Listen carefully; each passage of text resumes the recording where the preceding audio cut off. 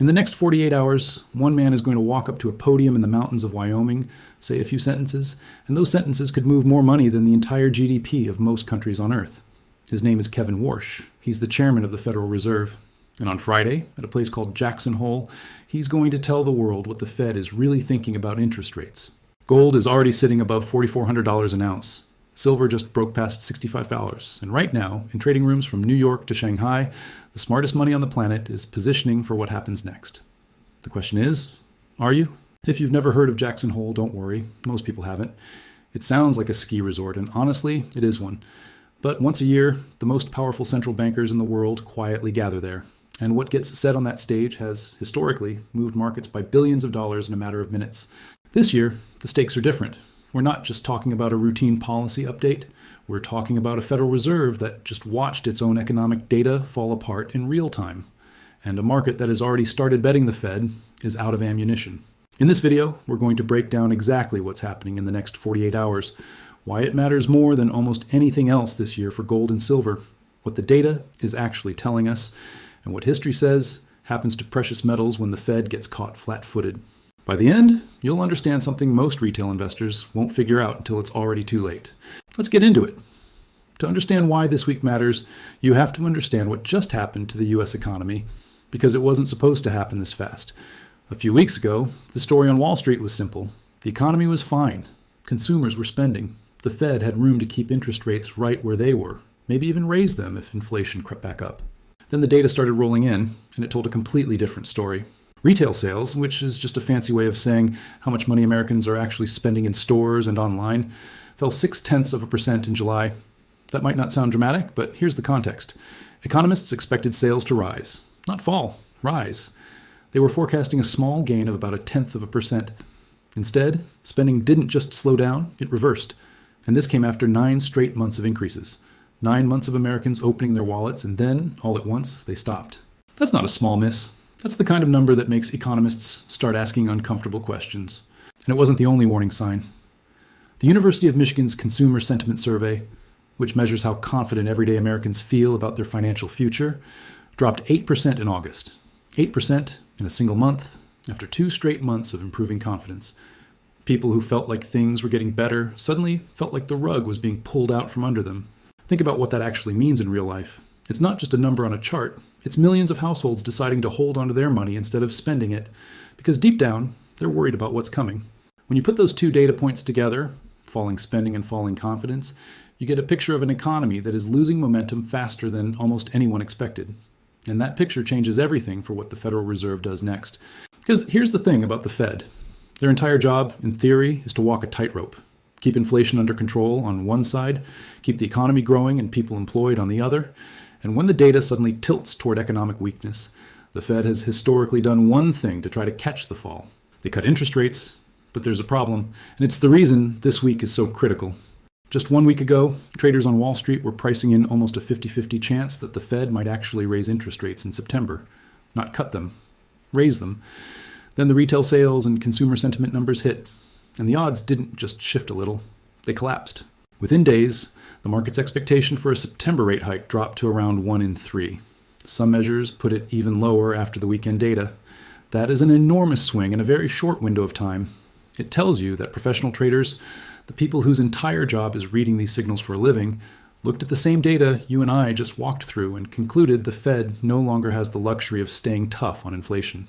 Now, why does any of this matter for gold and silver? Here's the simple version. And I want you to really understand this because it's the engine behind almost everything that happens next. Gold doesn't pay you interest. If you're holding a gold bar, it just sits there.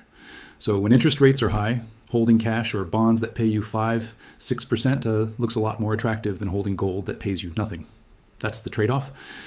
Investors are always weighing. But when interest rates start falling, or even when the market just believes they're about to fall, the math flips. Suddenly, the cost of holding gold instead of cash goes down. The money starts flowing back into precious metals because gold and silver become relatively more attractive compared to a savings account or a bond that's now paying less. That's exactly what we've been watching happen in real time. Gold has climbed for 2 straight sessions, now holding above $4,400 an ounce. Over the past month alone, gold is up more than 10%. Silver has been even more dramatic, up nearly 17% over the same stretch. trading in the mid $60 range after starting the year in a completely different place. But here's the part that should make you pay attention. All of that movement, all of it, happened before the Fed has even said a word this week. The market is front-running the decision. It's betting on what Kevin Warsh is going to say before he says it. And that is exactly why the next 48 hours carry so much weight. Because if the Fed confirms what the market is already pricing in, this move could accelerate. And if the Fed pushes back, if Warsh signals the central bank isn't ready to cut rates as fast as traders expect, we could see a sharp reversal. This is what traders call a binary event, and most retail investors have no idea it's even happening. Let's slow down and lay out exactly what's on the calendar, because this isn't just about one speech. There are 3 separate events stacked into this 48 to 72-hour window, and each one is a potential trigger on its own. First, July industrial production data. This tells us how much American factories are actually producing. If factory output is also slowing down, it adds another data point to the economy is cooling faster than expected story. Second, and arguably the biggest one, the Federal Reserve is releasing the official minutes from its most recent policy meeting. These minutes are essentially the transcript of what Fed officials were actually debating behind closed doors, who wanted to cut rates, who wanted to hold steady, and why. Markets comb through every sentence, looking for clues about which direction the committee is leaning. Third, Fed Chair. Kevin Warsh takes the stage at Jackson Hole. This is the moment traders are circling on their calendars. A Jackson Hole speech isn't just a policy update. It's often used by Fed chairs to signal a shift in thinking before it's officially announced. Markets don't just listen to what's said, they dissect the tone, the word choices, even what's left unsaid. Layer all 3 of these together and you have a 48 to 72-hour stretch where the market could get more clarity, or more confusion, about where interest rates are headed than it's had in months. And there's a second storyline running underneath all of this that most mainstream coverage isn't connecting to the metals market. It has to do with the Middle East. Gold isn't just a bet on interest rates. It's also what's called a safe haven asset, meaning when the world feels unstable, money tends to flow into gold as a kind of insurance policy. And right now, the geopolitical backdrop is anything but calm. There had been an interim peace arrangement involving Iran, one that markets were watching closely because any escalation in that region tends to ripple through oil prices. And oil prices, in turn, tend to ripple through inflation expectations. But recent signals suggest the appetite to extend that arrangement is fading. At the same time, there have been fresh strikes reported in Lebanon, and new economic sanctions are reportedly being prepared to increase pressure in the region. None of this is happening in a vacuum. When tensions rise in a region responsible for a significant share of the world's oil supply, 2 things tend to happen.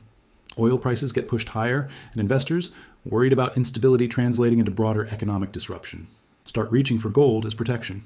So you have 2 powerful forces converging in the exact same 48-hour window. On one side, a Federal Reserve that may be about to signal a shift toward easier monetary policy. On the other, a geopolitical backdrop that's adding a safe haven bid underneath the entire precious metals market. That combination, a dovish Fed plus rising geopolitical risk, is historically one of the most powerful setups for a gold rally. It's not a guarantee, but it's the kind of alignment that technical traders and macro investors watch for very closely. Here's something that should really make you pause. While all of this drama has been playing out in the headlines, a quieter story has been unfolding underneath the surface, and it might actually be the most important one. Global demand for gold, when you add up jewelry buying, investment flows, and everything in between, actually fell to its lowest level in 5 years last quarter. Weaker jewelry sales. Investors pulling money out of gold-backed funds. On the surface, that sounds like bad news for gold. But here's the twist. In that very same quarter, central banks, the institutions that manage entire countries' reserves, bought gold at a pace nearly 60% higher than they did a year earlier. Think about what that tells you. While everyday investors and jewelry buyers were pulling back, the world's most powerful financial institutions were quietly buying more gold than almost any period in recent memory. Central banks don't make emotional decisions. They don't buy gold because of a flashy headline or a viral video. They buy it because they're managing risk on a national scale, often for decades into the future. When the institutions with the most information and the longest time horizon are accumulating an asset, even while retail demand cools, that's usually not a coincidence. It's a signal. And it's a signal that's easy to miss if you're only watching the day-to-day price swings, instead of asking who's actually behind the buying. I want to be very clear about something before we go any further, because this channel is built on giving you the real picture, not empty hype. Nobody, not me, not the analysts on financial television, not the Fed itself, knows exactly what happens in the next 48 hours. What we can do is look at how gold has historically behaved around similar moments when rate cut expectations were rising and geopolitical tension was elevated at the same time. In past cycles where the Fed pivoted from a tightening stance toward a more accommodative one, gold has often responded with sustained rallies. Not because of one single announcement, but because that pivot changes the underlying math for holding gold for months or even years afterward. The interim peace deal, oil price direction, and shifting rate expectations we're watching right now echo pieces of those earlier setups. But, and this is important, forecasts are not guarantees. Markets can and do surprise everyone. If Kevin Warsh strikes a more cautious tone than expected, if the Fed minutes reveal more internal disagreement about cutting rates than the market assumed, we could see gold and silver pull back sharply, at least in the short term. That's not fear-mongering. That's just how markets work when so much of the current price already reflects expectations that haven't been confirmed yet. The honest answer is this. The setup favors continued strength based on where the data and the central bank behavior currently point. But favors is not the same as guarantees. Anyone telling you they know exactly what happens Friday afternoon is selling you something. So with all of that laid out, what should you actually be paying attention to over the next few days?